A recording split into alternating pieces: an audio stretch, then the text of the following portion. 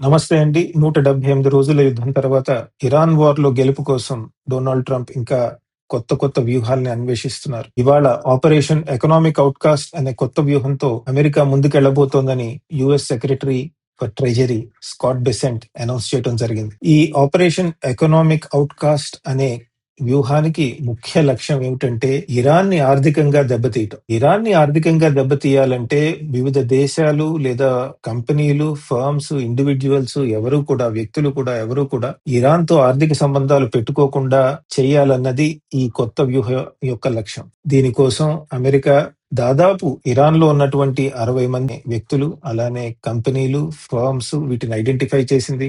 వాటి మీద పెద్ద ఎత్తున శాంక్షన్స్ విధించటం జరిగింది. అంతేకాదు మిగతా దేశాలు ఏవైతే ఉన్నాయో అవి ఇరాన్‌తో వాణిజ్యం తగ్గించుకోవాలని కూడా అమెరికా చెప్పడం జరిగింది. ఒకవేళ అలా తగ్గించుకొని పక్షంలో సెకండరీ శాంక్షన్స్ అవి కూడా మిగతా దేశాల మీద వేసే అవకాశం ఉందని యుఎస్ అడ్మినిస్ట్రేషన్ అనౌన్స్ చేయడం జరిగింది. అయితే ఆర్థికంగా దెబ్బతింటే కనుక అసలు రిజీమ్ జరిగే అవకాశం ఉంది కాబట్టి ఇరాన్ స్ట్రెయిట్స్ ఆఫ్ హర్మూస్ ని మళ్ళీ పెద్ద ఎత్తున మూసేసే అవకాశం ఉంది. మరో విషయం గమనించాల్సింది ఏంటంటే ఈ ఆర్థిక శాంక్షన్స్ ఏవైతే ఉన్నాయో అవి వర్కౌట్ అవ్వాలి అంటే కనుక ముఖ్యంగా చైనా లాంటి దేశాలు అమెరికాతో సహకరించాలి.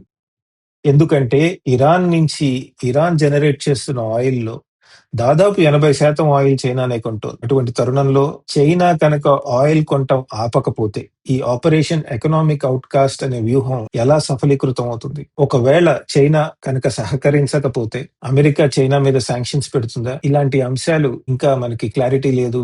చైనా మీద కనుక టారిఫ్స్ తగ్గించి చైనాకి ఎక్స్‌పోర్ట్ కంట్రోల్స్ ఏవైతే పెట్టడం జరిగిందో ముఖ్యంగా సెమీ కండక్టర్స్ ఇలాంటి లేటెస్ట్ టెక్నాలజీస్ మీద ఎక్స్‌పోర్ట్ కంట్రోల్స్ ఏవైతే ఉన్నాయో అవి తీసేస్తే కనుక చైనా కొద్దిగా ఇరాన్ నుంచి ఆయిల్ కొనటం తగ్గిస్తుందా? చెప్పలేం. ఏదైతే ఇరాన్‌ని ఆర్థికంగా దెబ్బతీయటం అంత తేలికైన విషయం కాదు. ఎందుకంటే చైనా లాంటి పెద్ద దేశాల సపోర్ట్ కావాల్సిన అవసరం ఎంతైనా ఉంది. చైనా మీద ఆంక్షలు పెట్టకుండా మిగతా దేశాల మీద ఆంక్షలు పెడితే ఇరాన్‌తో కలిసి మీరు వాణిజ్యం చేస్తున్నారు లేదా ఇరాన్‌తో ఎకనామిక్ ఎంగేజ్‌మెంట్ ఉంది అని వేరే చిన్న దేశాలకి మీరు కనుక శాంక్షన్స్ పెడితే అటువంటి పాలసీ మీద చాలా తీవ్రమైన క్రిటిసిజం వచ్చే అవకాశం ఉంది. ఇంకో ప్రశ్న మనం అడగాల్సింది ఏంటంటే ఆర్థికంగా ఇరాన్ని దెబ్బతీసే అవకాశాలు ఉండగా మరి ప్రత్యక్షంగా యుద్ధం చేయడానికి ఎందుకు వెళ్ళటం జరిగింది? పరోక్షంగా ఆర్థిక యుద్ధంతో ఇరాన్ మీద ఒత్తిడి తీసుకొచ్చి ఉండొచ్చు కదా అని చాలా మంది ప్రశ్నలు అడుగుతున్నారు. చూడాలి మున్ముందు రోజుల్లో ఆపరేషన్ ఎకనామిక్ ఔట్‌కాస్ట్ ఎటువంటి ఫలితాలు ఇస్తుంది అని మనం